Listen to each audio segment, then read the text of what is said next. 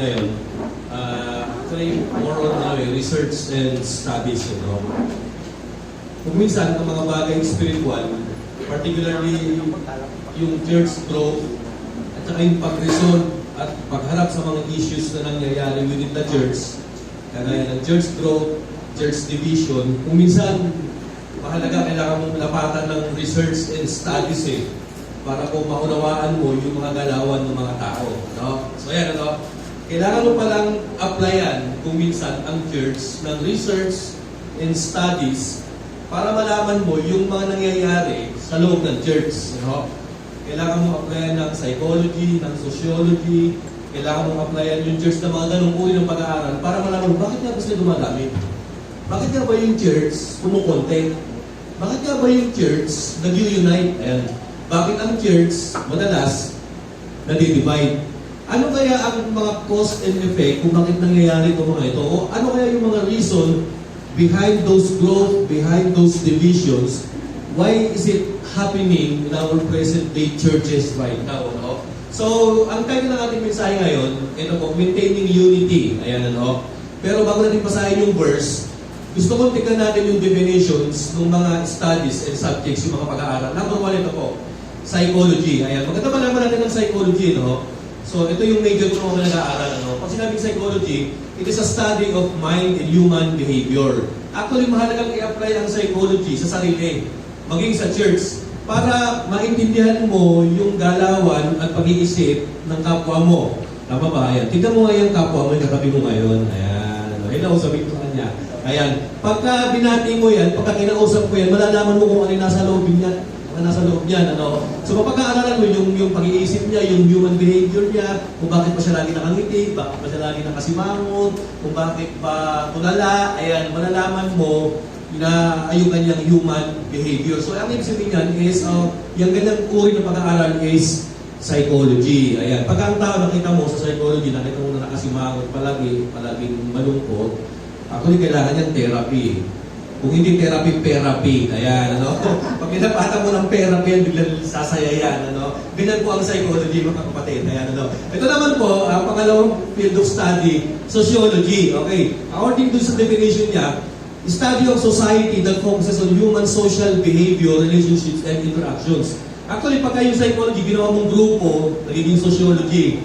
Actually, ang sociology, sabihin yan, basically, study of groups behavior, society's behaviors, attitudes, relationship, and interactions within each other. Ayan, yan po yung sabihin ng sociology. Ayan, pag sinabing social, ayan, pag-aaral kung paano nakikipagsalamuha ang mga tao. Sociology yan. Psychology, pag-aaral kung paano nag-iisip at nag-behave ang particular person. So ito naman yung pangatlong field of study ito. Social psychology. Parang pinagsama yung sociology at yung psychology. Ayan. Study of how individuals' thoughts, feelings, and actions are affected by other people. Ito raw, social psychology. Pag-aaral daw po ito kung paano ang isang tao ay nakaka-apekto sa isang particular group o kaya itong particular group na ito ay nakaka-apekto sa isang individual. Yan po yung sabihin ng social psychology. Kunyari ako, bakit kaya ako ganito mag-behave? Malamang siguro kaya ako ganito mag-behave kasi mayroong kinalaman doon sa mga grupong inabibilangan ko. Bakit ako ganito mag-preach? Malamang it has something to do with the group of pastors in which I am affiliated with. Parang gano'n, ano? Kaya siguro ako ganito mag-preach kasi it has something to do kung sino pa yung mga taong palagi kong kasama. Ayan, ano? Ang sinasabi nga ng social psychology, tell me who your friends are and I'm gonna tell you who you are. Ayan, ano? Sabihin mo sa akin kung sino palagi yung mga tropa mo, kasama mo, sasabihin ko kung sino ka. Yan ang ibig sabihin ng social psychology. Ano? Kaya ka ganito, kasi it has something to do with your backgrounds. Ayan, with your families, with your relatives, with your groups, with your schools, or with the church that you are affiliated with. Yan yung social psychology. Okay, ngayon, ano? Gagawa tayo ng premise. Ano? Number one premise, ito po, pakipas ka sa next week. Ang number one premise ito po, naniniwala po ba kayo na ang self-esteem ng isang tao may kinalaman yan sa grupo na kinabibilangan niya? Ito, bigyan ko ng example. Mataas ang kumpiyansa mo sa sarili mo o kaya paniniwala mo, good vibes ang feelings mo kapag maganda yung kinabibilangan mong grupo. Ito, mabigat ang feeling mo sa sarili mo, ang pangit-pangit ang tingin mo sa sarili mo, kapag yung grupong kinabibilangan mo, pangit din. Ito, bigyan ko kayo ng halimbawa. Meron isang pastor, nakasalubong siya ng isang bata 4 na taong gulang. Nung bata nito, nagulat siya kasi 4 na taong gulang, nasa lansangan, alas 10 na ng gabi. So sabi ng pastor, bata, ano pangalan mo? Sabi ng bata, Demonito po. Bakit ganyan ang pangalan mo? Yung ginawa niya, hinipo niya yung bata sa ulo. Hinihipo niya baka may sungay eh. Kasi bata hindi nagsisinungaling eh. Sabi ng pastor, wala naman sungay. Sabi niya, saan ka nakatira? Sabi ni Demonito, sa impyerno po. Ngayon yung pastor na curious. Bakit ka lagi nasa labas ng bahay? Sabi ng pastor. Kasi dun sa bahay namin sa impyerno, laging magulo eh. Alam mo, sabi ng pastor, na curious yung pastor, sige, isama mo nga ako sa bahay ninyo. Hindi, ito yung point, ano ho? Yung bata, kaya lagi siyang wala doon sa bahay na kasi nga laging magulo. Ano? So, ginawa ng pastor, sige, punta tayo, uwi ka, samahan kita sa bahay ninyo. Habang umuwi sila, malayo pa lang, nagbabangayan na yung magulang ng bata. Ano? Sabi ng pastor, anong pangalan ng tatay mo? Demonyo po. Eh, nanay mo, Demonyita po. Sabi ng pastor, grabe ngayon ako naka-encounter ng ganito. Demonito, demonyo tatay, demonyita nanay, nakatira sa impyerno. Ayan, ano? So habang, sabi ng pastor, alamin mo kung bakit dito itong bata ito lagi nasa labas ng bahay para kayo uwi. Papalapit ko na sila doon sa bahay, nakita nung pastor at ng demonyito, yung tatay pagpasok, lasing, igigewang-gewang. Pagpasok ng tatay, sumigaw kayo yung nanay, saan ka na naman galing? Demonyo ka! Ayan. Nasaan yung sahod mo? Lasing ka na naman. Alam mo, sabi ng tatay, demonyita ka rin. Sabi niya, lalayas na ako sa impyernong ito. Ayan. Sabi ng pastor, confirmed. Ano yung paglabas ng tatay na salubong yung anak niya, sabi doon sa anak na bata, 4 years old, saan ka na naman galing? Demonyito ka. Ayan. Sabi ng tatay, kaya pala dito yung mindset ng bata. Ayaw umuwi, lagi nasa labas ng lansangan kasi magulo ang bahay. In short, balikan nyo sa premise ko, self-esteem has something to do with the groups you are affiliated with. Pag maganda, yung grupo na kinabibilangan mo, kayo mga seniors, sino yung nagsusumba. Iba't pagka maganda yung sumba groups ninyo, ang sarap mag-sumba, panay ang giling-giling mo. Giling-giling mo, ganun-ganun ka. Di ba mga kapatid? Pero pagka yung sumba na kinabibilangan mo, laging nag-aaway yung mga senior citizen doon, ang pinagtatanong kung sino mas sexy sa kanila, di ba parang ang sarap lumipat na ng ibang sumba group. Ayoko na dito lang sila nag-aaway. Yung instructor namin, 2 na nga lang sila, lagi pa sila nagtatalo. Gusto lang mas magaling sumayo sa kanila, kung sino mas sexy sa kanila. Nakita nyo yan, church? It has some, self-esteem has something to do with the group that you are in. O, i-apply natin sa church. Pagka ang church mo, good vibes, nagmamahalan, hindi nagtatampuhan, di ba ang sarap umatin ng church? Di ba ang sarap magbeso-beso, kamayan yung mga kapatid? It is simply because you feel something, you feel good, great, in being a member of that particular group, which is your church. Pero kung yung church mo, parang yung pamilyang demonyito, yung mga pastor, demonyo, yung mga kababayan, demonyita, puro mga demonyo. Di ba ang sarap iwanan itong church na ito, mga kapatid? At kung minsan, tatanungin ka ng kaibigan mo, saan ka nag-church? Hindi mo masabi yung pangalan ng church mo. Ang masasabi mo na lang, ang pangalan ng church ko, KKK. Ano ibig sabihin niya? Kalayo-layuan ka, suluk-sulukan ka, bahug-bahug ang church. Ayan. Di ba inahihiya mo? Pero kung yung church mo, maganda, on fire, nagmamahalan, united, nagkakaisa, at nakaka-experience ng growth, nararamdaman mong Spirit of God na nag-work in within that church, di ba't ang sarap? Hey, my church is in Gentile de Leon Church of Christ and I'm proud to be part of it, man. Tatanong ka, di ba? Tanungin mo yan, katabi mo, proud ka ba sa church na pinabibilangan mo ngayon? Pakibig ko sa inyo, parang gumagalong na yan. Dapat proud ka, mga kapatid. Ayan, Okay, back tayo dun sa unang slide yan, Miss. Ngayon ito mga estudyante, makinig kayo, Actually, gagawin yung thesis ito palang araw, Doon sa unang sa unang slide yan, Miss. Ayan, Meron pa na dyan, yung kanina, pinakita mo kanina. Ayan, ano. According to social identity theory, listen to this, ano. Group membership has an impact on your sense of self. Ayun yung sinasabi ko kanina. Kung ano yung tingin mo sa sarili mo, kung ano yung feeling mo sa sarili mo, may kinalaman yan dun sa grupong kinabibilangan mo. Of course, kung ikaw nagtatrabaho sa mataas na kumpanya, kung nagtatrabaho ko sa Miguel Corporation, nagtatrabaho ko sa Ayala Corporation, no? Diba parang ang sarap? Kahit janitor ka lang, kaya I'm proud that I'm working sa Miguel Corporation. Kasi ang ganda ng kumpanyang inaanuhan mo eh. Ano? Pero kung ang pinagtatrabuhan mo, yung kumpanya na ang daming utang, korupsyon, alam mo kahit general manager ka, parang ayaw mo sabihin na doon nagtatrabaho. Oo. Nagtatrabaho mo sa pinakakurap na sakay ng gobyerno. Ano ka, general manager? Kaya ako eh. No?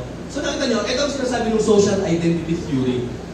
Group membership has an impact on your sense of self. Ito, therefore, people do these 4 things to maintain positive self-esteem.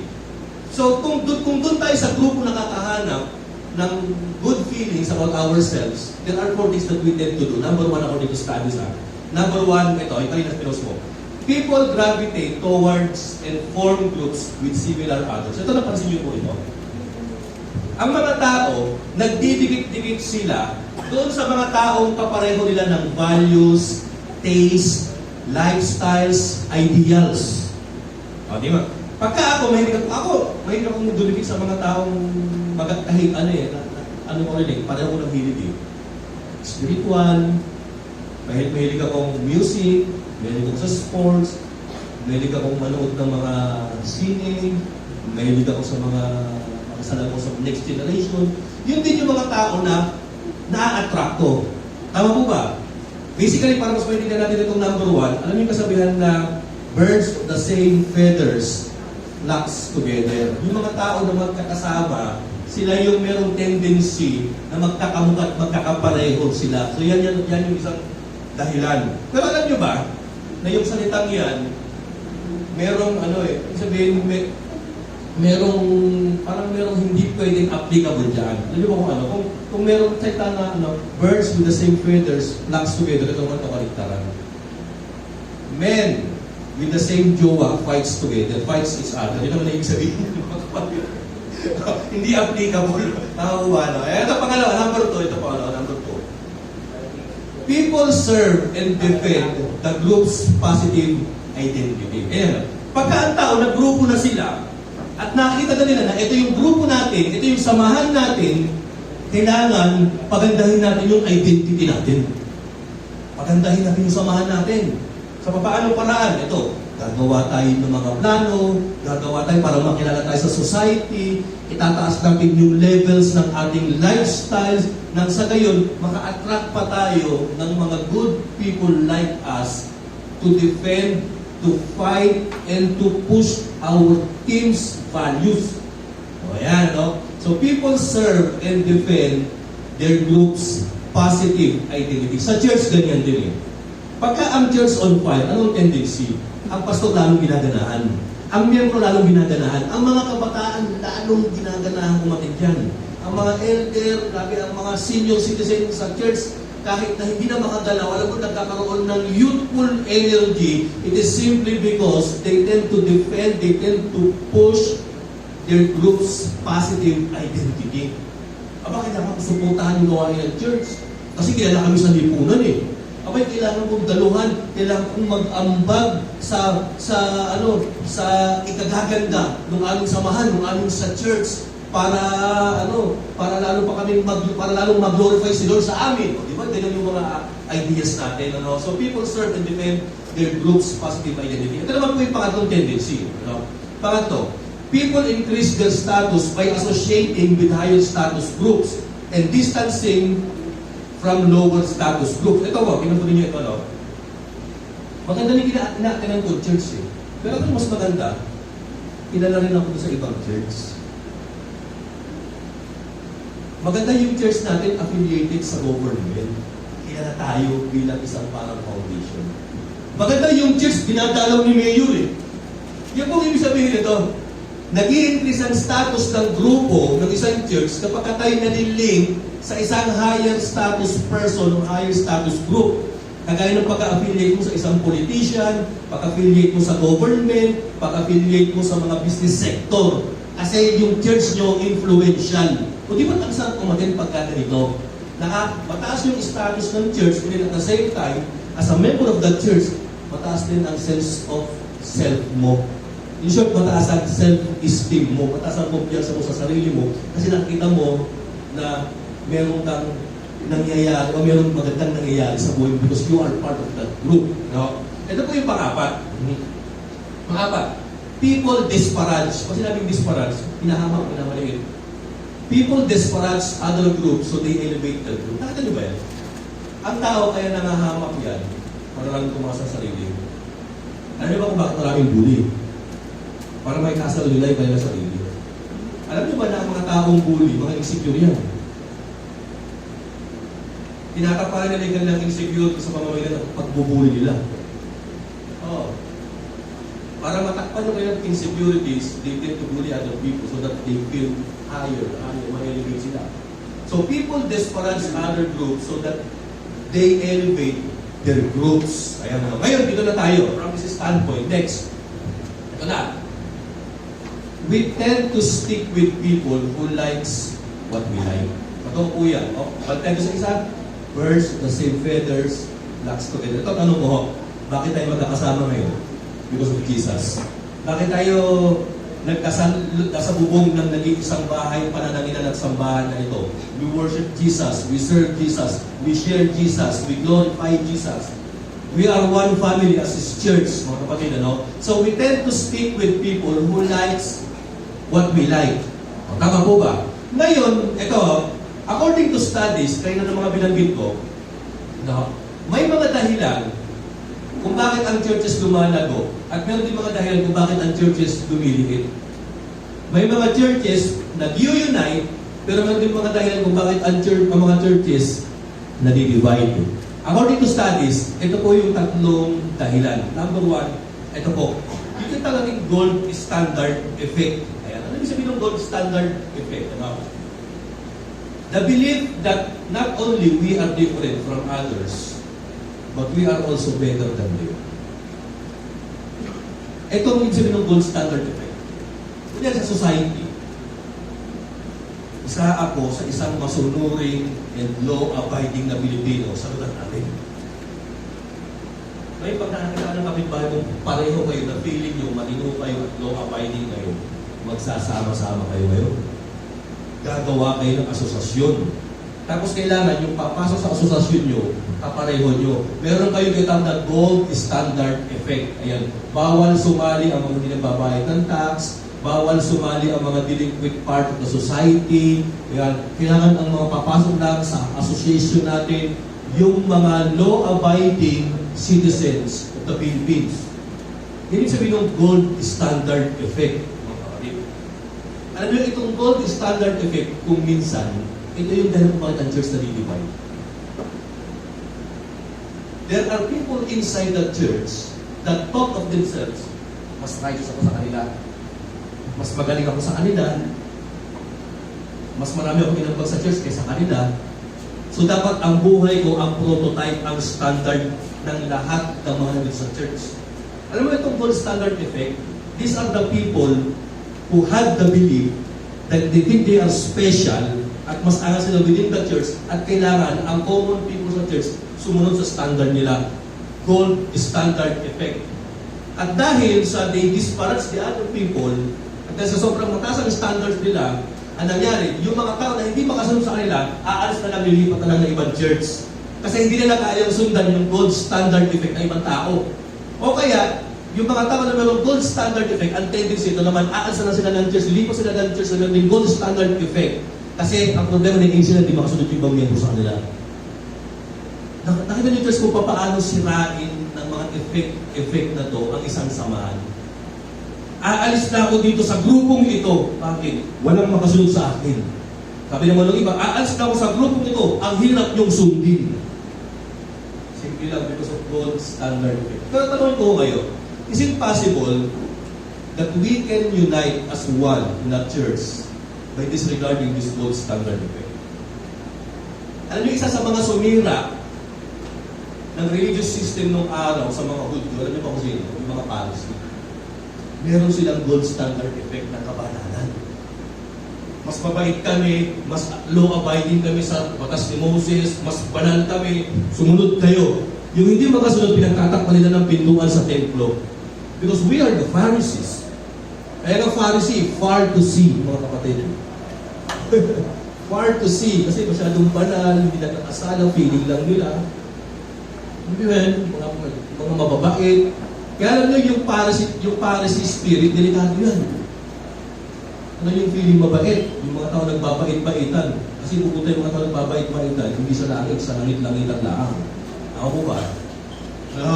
Sila yun, meron silang gold standard effect na kailangan palagi maganda suot mo sa church, kailangan on time ka palagi, kailangan hindi ka nagkakamali, kailangan pagtugtog ng drums, kailangan tama ka palagi, kailangan hindi ka nagsisintunado sa boses mo. Kasi meron tayo tinatawag na gold standard effect. Ganyan yung mga Pharisee. Pero sa totoo lang, si Jesus Christ ba meron gold standard effect? No! Actually, yung mga tao sinulit ng Panginoon, yung mga tao pinagdamugan ng mga tao may gold standard effect. Yung mga taong merong bulok standard effect sa buhay. O kita niyo sino-sino yung mga tao sinamahan ng Panginoon? Yung mga makasalanan, yung mga prostitute, yung mga buo. Yung mga may kaso, yung mga freedom fighter, yung mga kawawa sa society, yung mga iniwanan, yung mga may sakit. Yan yung mga tao na dinevelop, dinisciple ni Lord at sinabi nila, someday, these people of mine will tell the world how good God is. And so, minsan pala, isa pala sa mga nakakapanila sa church, ito yung mga tao na meron dito na gold standard effect. Ito yung pangalawa, ito. Bask in reflected glory. B-I-R-G. Ano ibig sabihin itong bask in reflected glory? B-I-R-G. Kung minsan nag-virgin tayo. Ito. People feel better about themselves by associating oneself with the high status person or group. Kung niya, kasi napagin ko na kanina. Pansinin po ninyo ito. Nag-virgin tayo. Nung nanalo si Pacquiao sa mga laban niya, tumaas ba ang feeling mo sa sarili mo? Oo, karamihan. Nung nanalo si Pacquiao, halos mas masaya ka pa kay Pacquiao eh. Pero sa totoo lang, nanalo ka ba? Hindi. Kasi bakit ka masaya? Parang kami Pilipino eh. Ang tawag dyan, yung glory ni Pacquiao, nire-reflect mo sa sarili mo. You feel good about yourself because of someone's achievement. O, tama, yan ko yan, ano? B-I-R-G. Nag-virgin tayo. Bask in reflected glory. Ayan, ano? Kuminsan, may mga Christians, gustong-gustong mag-church sa mga malalaking church. Ba't ka namin sa church na ito? Kasi sikat yung pastor doon, sila hindi. Dami mga reels, tapos ganda ko kasi nasabi niya, tapos ang daming mga views sa YouTube yung kanyang reels. Kaya doon ako. Tapos pag pupunta pa ako sa church na yun, may katabi pa akong artista, sikat sila sa social media. Siyempre, pag nandun ako sa church na yun, yung social na church na ito, parang naging social na rin ako eh. Totoo yan, may mga ganong sistema. We are basking in reflected glory of others. Ang tawag yan, virgin, mga kapatid. Ano ho? Yan, we feel better about ourselves by associating oneself with a high status person or group. O, di ba? Parang ako nung dati, ito may nagtatag ng isang studies, games ng basketball. Sa Amerika, pero gawin lang sa Pilipinas. Kunyari, Lasal at Ateneo. Actually, yung muta na mag-alaban sa UAAP Mixed Basketball noong araw. Nung game 1 pa lang, nagpapakiramdaman pa lang. Wala pang naglalabas at nagsusuot ng blue at green. Kasi yung blue, Ateneo, yung green Lasal. Nung nanalo ng game 1 yung Lasal, dumami nagsuot ng green. Kasi green archers! Dami lumabas ng mga suot-suot, mga tali pa lang po, mga green archers, yung pa mga mascot. Siyempre, yung mga naka-blue, yung mga nila nagtago kasi natatalo po. Abay, nung game ko nanalo Ateneo, naglabas yung mga naka-asul. Naglabasan yung Blue Eagles. Ito na, final game, game 3. Sabi natin nanalo Lasal. Abay, nawala yung mga naka-blue. Lahat ng suot na nag-green. Bakit naglalabasan yung mga champion? Kasi tumataas yung self-esteem nila by associating themselves with a winning team. Alam nyo, kahit hindi naman nag-aral sa Lasal, nakaka-green na rin. Green Archers! Mga ganun. Bakit? Ito nga kasi ang expression yan. Bask in reflected glory. Mga kapatid. High status to eh, kaya ang sarap lumipat eh. Sa eleksyon, ganun din eh. Oo. Alam niyo bakit ang daming balimbing? Dahil dito. Dahil dito. Noong una, Lenin, nanalo si BBM. Wag ganun na rin eh. Kaya ang kulay ng orange eh. Pinagsama yung dilaw tsaka pula. Tama. Bask in reflected glory. Ito, another thing, ito, yung CORF. Ito, no? CORF. Cutting off reflected film. Ito kabalik na itong BIRT. Ito, ano definition niya? People boost and maintain self-esteem by distancing themselves from losers. Okay, ito. Kunyari, ang isang grupo mo sa basketball, laging natatalo. Di ba parang ang sarap na magpalit ng ng pagiging fan mo? Ayaw ko ng fan ng Ginebra, laging talo. Ayaw ko ng fan ng Magnolia, laging talo. Ayaw ko na din ako fan ni King James. Lagi ng talo, Lakers. Saan ka na? Sino na magiging idol mo? Yung mananalo ba yung NBA? Basta kung sino yung isa yung lolo ko, nagtanong ako sa basketball eh. Lolo, anong team mo sa NBA? Ang sagot ng lolo ko kung sino yung mananalo. Ang tawag dyan, Virgin. Oo, tama. Bask in reflected glory. Balik na lang ng corfing. Ibig sabihin naman ng corfing, cutting of reflected failure. Ayaw ko na sa church na ito. Magulo sila. Lagi sila nag-divide. Yung elder tsaka yung pastor lagi nag-aaway. Yung elder tsaka diakon lagi nagsasapunutan. Hindi pagkakaw ng church. Ang tawag dyan, corfing. You are distancing yourselves from a losing team. Bakit? Kasi kung napasama ako rito, losing team eh, pati yung karangalan ko masasama masusunod sa impyerno eh. Kaya di-distance ko yung sarili ko. Ang tawag dyan, corfing. Nakita niyo yan? Asa na ako sa Church of Christ. Lilipat na ako sa mga church na may F ang dulo. Kasi yun, malalaki yung mga yun eh. O, diba? You are distancing yourselves from a losing team, from a losing church, from a divisive church, simply because just to protect your self-esteem. Kasi pag sumama ako, masasama ko sa kahihiyan eh. Kaya kita ng church, listen to this, pagka sa religious organizations at na-scandal ang leader nila, kumukunti yung membro. O totoo. Dati proud sila eh. Membro ko ni Pastor A. O ngayon wala na, hindi na ako membro yan. May scandal, may kaso eh.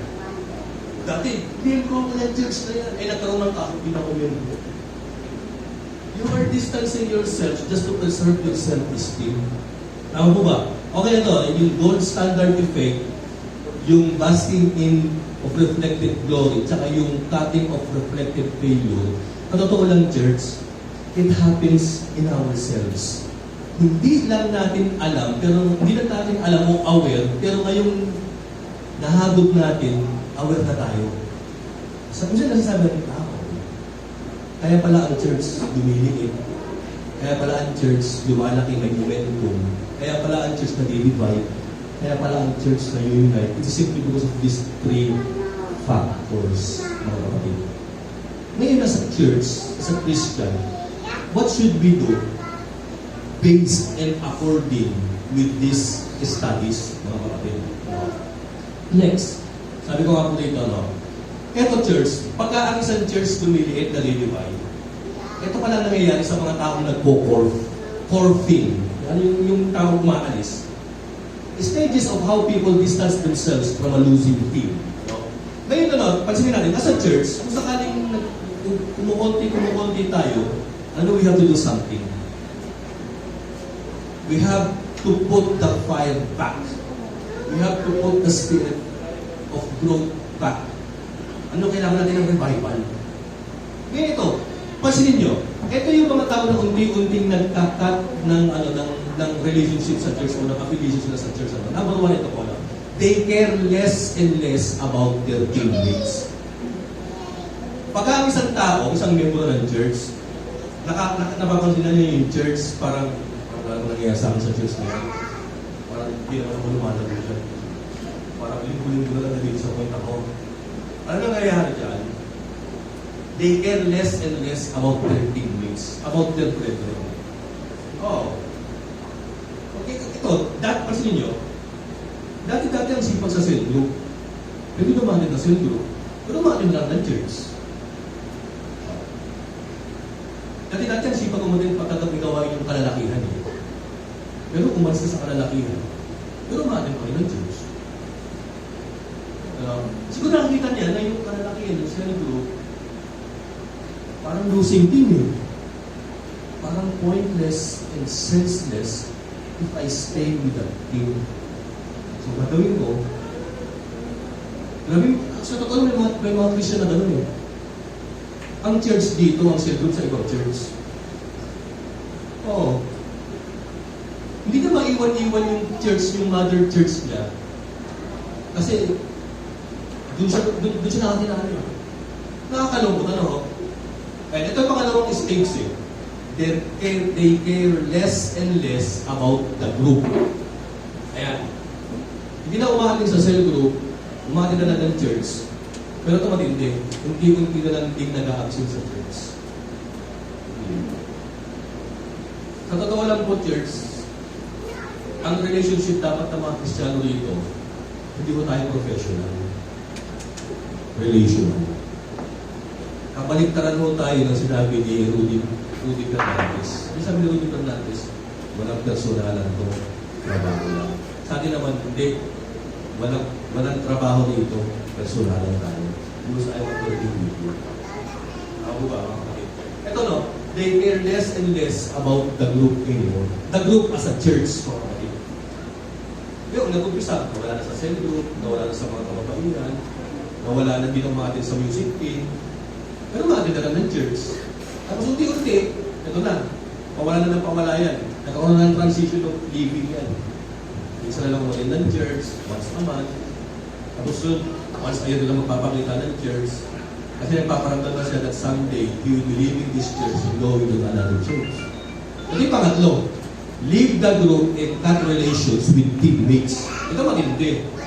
Umalis ka talaga sa church. You know?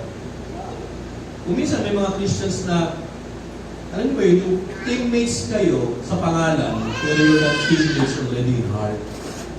Simple lang, alam niyo ba kung bakit? Dahil sa tatlong dahilan. Gold standard effect, birds, tsaka pork. Okay, ganun dapat ang gawin natin dito. Dito na tayo magtatapos mga kapatid. Sabi ni Christina Cleveland, isang Christian social psychologist sa Amerika, ito yung observation niya mga kapatid. In the end, we may technically share group membership and label of followers of Christ, but we are no longer a team. We are driven by our own needs, not the needs of the entire group. We are teammates in name, but not in heart. Our ability to unite with the entire body of Christ is seriously impeded when our primary concern is to preserve our self-esteem. Pansinin na natin yung sinabi ko kanina. Ang pinaka-main reason why church divide, disunite, when each member pursue their own selfishness. Totoo po yan. Pag inuna mo yung sarili mong agenda, mahati ang grupo. Pag-inunan mo yung sarili mong taste, yung sarili mong choice, yung sarili mong nais, tapos pag hindi nasunod yung gusto mo, gagawin mo, aalis ka. Talagang dyan nag-uulit ka sa aming division. Ngayon ito, no? Pwede ba tayong maging united sa kabila ng tayo ay diverse? Kung diverse, magkakaiba tayo. Of course! Pwede tayong maging solid, united, maging malago at dumami sa kabila ng pagkakaiba natin. Tama po ba, mga kapatid? Anong dahilan? Ito po. Number one, or actually there are 4 solutions ako nakita eh. Number one, ito yung solution natin, yung Ephesians 4:1 hanggang 3. So yan lang po yung ating introduction. Ito po talaga yung mensahe natin, ano?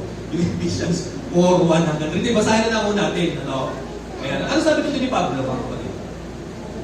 As a prisoner for the Lord, then I urge you to live a life worthy of calling that you have received. Ano ang kailan para hindi ka aalis ng church? Live a life worthy of calling. Isipin mo, na dito sa church, hindi ako pumunta dito kasi gusto ko. Hindi, tinawag ako ni Lord. So kung si Lord ang tumawag sa'yo, pag umalis ka, mananagot ka kay Lord. Tama po ba? If you consider yourself as being called in this church, then living isn't an option, kapatid. Ang pag-alis wala sa vocabulary mo yan. For better or for worse, mananatili ko rin. Kasi I am living my life worthy of calling. Tinawag ako dito ng ating Panginoon. Ginamuhayan ka kami mo, tinawag ka ba ni Lord? Mga kabataan, tinawag ba kayo ni Lord? O piningot kayo ng nanay niyo, kaya kayo nandito? Kailangan parindigan mo yung pagkakatawag sa iyo ni Lord, ha? Mabuti na sa church ka lang tinawag ni Lord, yung mahirap sa langit ko tinawag ni Lord. Tama po ba? Baka sabihin mo, Lord, ayaw mo munang maglangit, mag-church po muna ako.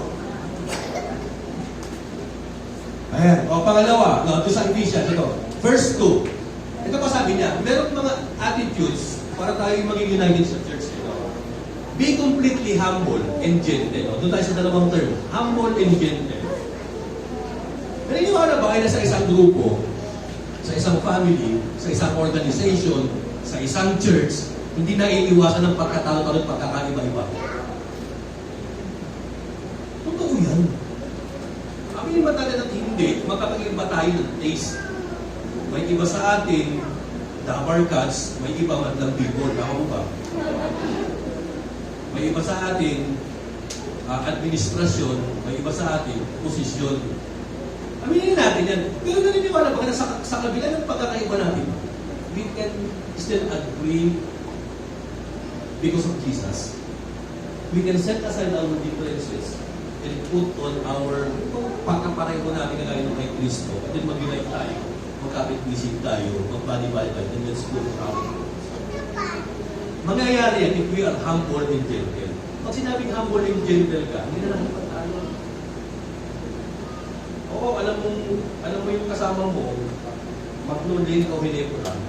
Hindi mo pinagkatulong sino mas magaling eh. Parang matatawa lang kayo, manalo hindi mo manalo pure coach, so pa tayo. Ano ba? Conservative ako, liberated ka, tropa pa rin tayo. Tama mo ba? Conservative ang pananaw mo sa church, no? Makabago ang pananaw mo sa church, pero balik tropa pa rin tayo kay Kristo. Tama mo, mga kapatid? Ano? So by being humble and gentle, by being patient with the person na kakaiba mo ng pananaw, by bearing one another in love, ako naniniwala, kahit na magkakaiba tayo, mamahal mo yan katabi mo. Tama mo ba? Tropa pa rin tayo, magkakapalit tayo kay Kristo. Kasi hindi natin pagpupukusan yung pagkakaiba natin. Pagpupukusan natin yung common denominator natin, which is our Lord Jesus Christ. Tama po ba? We are united in Christ. So, pangatlo, third verse.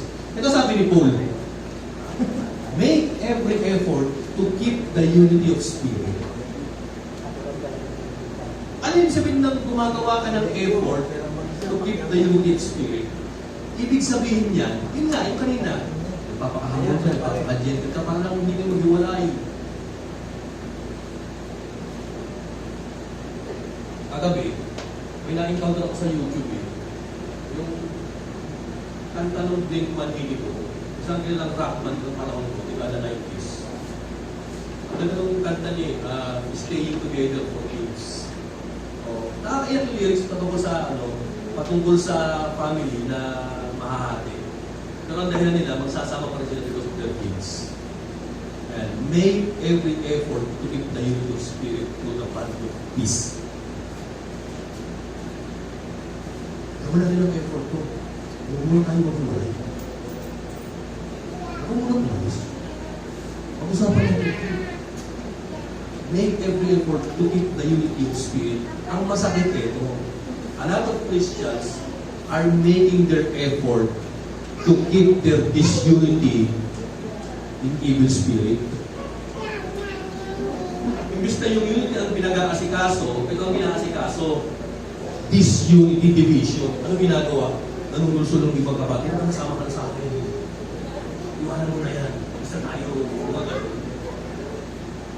Di ba hindi maganda yung gano'n? Umaalis mo, ikaw na lang. Kung dadapin pa. Yan. Make every effort to keep the unity of spirit through the bond of peace. And then yung pakado doon sa outline ng mix. Tapos tayo sa Ephesians. Listen to this. Ito sabi pa niya, our submission to God, irrevocable commitment to each other, and love for the church should hold us together when we are tempted to distance ourselves from our church who fail and live up to our gold standard. Ito sabihin ko sa inyo, church, tatapatin ko kayo mga kapatid. Wala namang perfect church. Naman dami mo na ng partaya, naging Christian church hopping. Church hopping, palipat yun.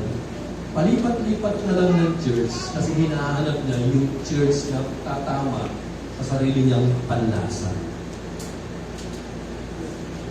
Hindi mo naglahanap ka ng church para maging swak sa ano. Pero mali yun eh.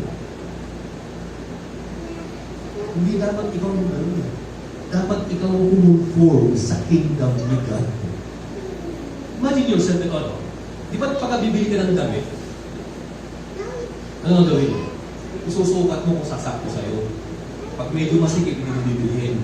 Pag maluwag, hindi mo bibilihin. Kailangan swak na swak ayon sa sukat at panlasa ko. Tama po ba? Kaya itong damit ang bibilihin ko.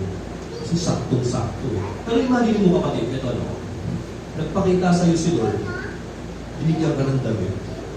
Yung damit medyo masigit sa'yo. Ang sabi ng Panginoon Jesus, hindi, anak, hindi yung damit ang kailangan mag-adjust, ikaw ang kailangan mag-adjust. Mag-jeta ka. Kita mo, mas gaganda kapag sinot yung damit na ito. Ganyan ang church, kapatid. O, ikaw yung mag-a-adjust. Ikaw yung mag-a-adjust sa rules ni Christ, sa ideals ni Christ, sa will ni God. Hindi yung si Lord ang mag-a-adjustin mo, kapatid. Nakuha ba? So kung sinabi ng Panginoon, ito yung standard ng buhay na dapat mong sundin, dapat sunod ka. When God says go up, you should go up. When God says go down, go down. When God says to the left tayo. And when God says to the right tayo, mga kapatid. Hindi yung tayo yung masusunod. Pag inasunod yung gusto natin, maghahanap ako ng church na kung saan susundin yung gusto ko. Di ba naman ang tawag sa mga ganun ulit ng mananampataya? Consumer mindset. They like to consume. Parang mamimili, mga kapatid. Pero ano ba? Ang isang hindi naman tayo consumer eh. Pilgrims tayo eh. Na kung saan we are following Christ and day by day, we are conforming to be in His image. Christ-likeness ang natin. No? Si Christ yung ginagaya mo, yung sinusundan mo, at yung kung saan nag-a-adjust ka sa buhay mo para masunod mo si Christ. Then pinakahuli, hindi palagi sinasabi, palagi paulit-ulit, we need to adapt the belief that to be a Christian means to put the body of Christ above our own identity and self-esteem. Ano para mag-unite tayo at tumagalaw tayo? Para magkaroon ng forever, mga kapatid. Kailangan i-adapt natin yung mindset na bilang Kristiyano, kailangan doon natin palagi yung kapakanan ng church. Yung kapakanan na nakakaka. Hindi yung sarili ko lang kapakanan, kapag ganito sunod yung gusto ko, at least yung kapakanan ng Christ. And then lastly, mga kapatid, sabi ni Ray ko, yung may-ari ng McDo, nobody is more important than the results. Wala akong mahalaga rito. Ako di ko mahalaga rito. Mahalaga po kayo lahat. No? Wala akong nag-iisang mahalaga rito sa church. Kung meron mang tao o person na nag-iisang mahalaga sa church, walang iba kundi si Kristo. Lahat po tayo mga kapatid. Mahalaga. Tayo po tumayo ngayon. Alam niyo, nais ko po, after this, someday, sana matutunan natin ano. Lord, kung meron kasabihan sa basket ko na I love this game, sana po nila sabihin, Lord, I love this church. Ako minsan nagre-reflect ako sa sarili ko bilang pastor. Isip ko, kung sakaling bigyan ako ng Panginoon ng pagkakataon magpastor sa ibang church, mas malaki, mas okay, ano yung nag-isip ko, huwag na lang mo.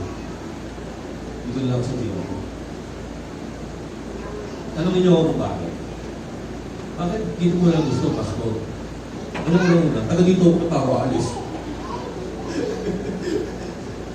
Laking balis yun. Ang dahil mo lang ako bakit? Marami na akong nag-build na relationship dito.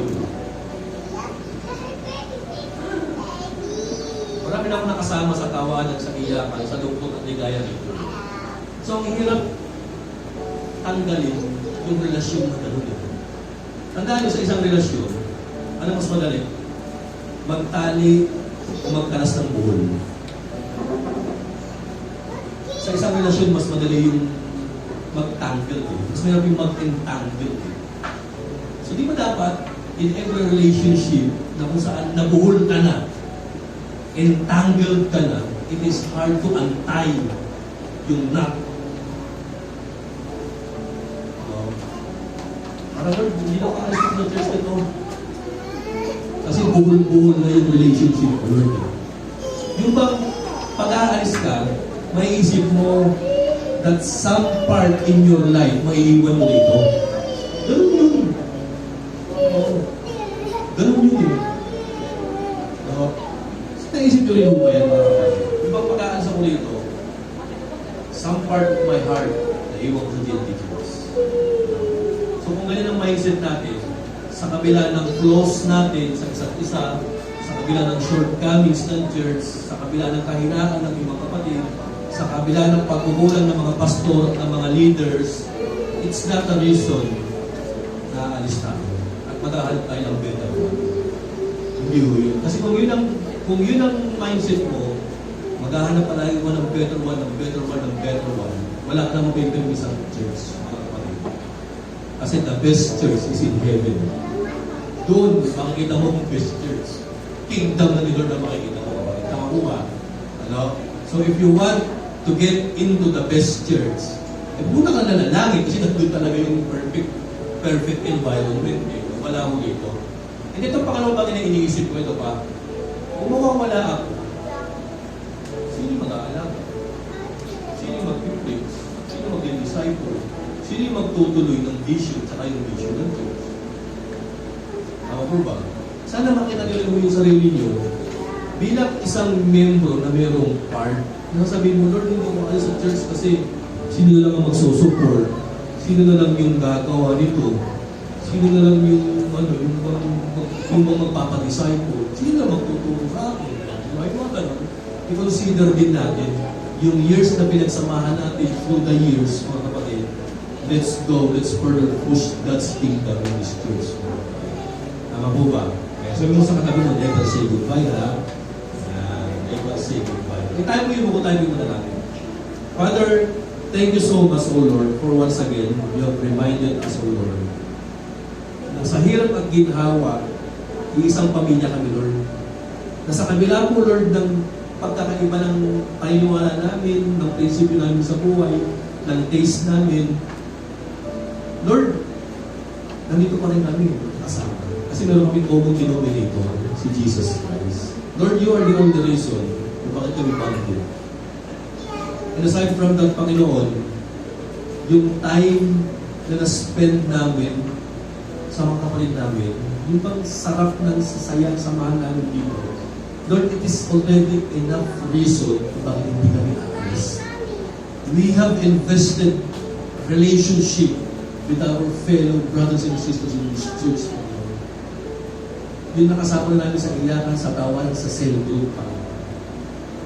Kaya Lord, sana Panginoon, bilang yung anak na naglilingkod sa church, Panginoon, makita namin yung sarili namin. Lord, yung halaga ng aming involvement dito sa JP Church of Christ. If ever, Father, na meron kami mga dating mga ministry, na medyo naglaylo kami, nag-slow down kami, Father, I pray, magbalik kami. Makita namin, Lord, yung necessity, yung pangailangan, yung needs ng workers, ng harvesters into your kingdom in this church, Panginoon. Now, Lord, magkaroon ulit kami ng involvement, mag-volunteer ulit kami, Panginoon, kung ano yung mga dapat namin gawin sa inyong kingdom. Salamat, Father, ganito ang aming panalangin. In Jesus' name we pray. Ang lahat po na anak ng Diyos, magsabi po namin. Amen.